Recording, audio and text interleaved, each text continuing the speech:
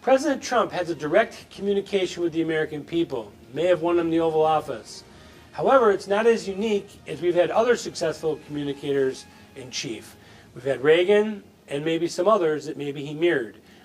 You brought up an interesting one that goes back quite a ways. I brought up Reagan, who was an actor and knew exactly how to talk to people and win them over with his charm. You go back even farther. The only reason I didn't put Reagan in that spot, he did work very closely with Congress.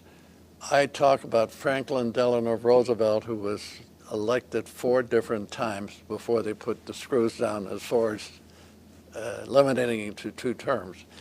But when Franklin D. Roosevelt came in on March 4th, 1933, now in those days it was March 4th because it took longer to get to the inauguration. They were on horseback and so on.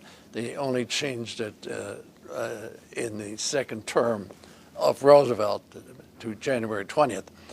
But what he did is he knew what the important issues were, and infrastructure was the most important issue. He approached it by saying, I'm going to do it by employing people.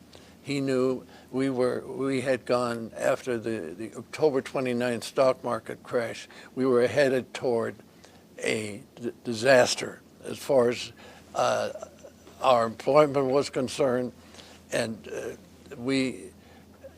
and Hoover, who was there before Roosevelt,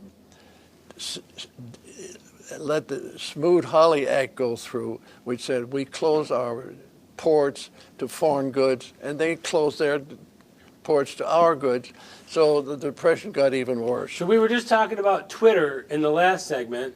In FDR's day, the Twitter was the fireside chat. The fireside chat, and the only thing you had was the radio. You had no television. And that's why you sat around as a family and listened to what he had to say. Well, also he was an unbelievable person.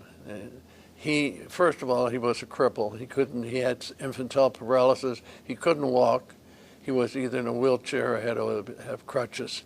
People didn't know that because in those days things weren't photographed. In today's day and age, he could have never survived that. No, but the point was that people identified him as hope. And we could dissect the pros and cons of his presidency and argue with it, but he had a way of communicating with people. The middle classes, the working classes. That made them feel important. Oh yeah, he not only that though, he had a way. His statements were absolutely made permanent. We have nothing to fear but fear.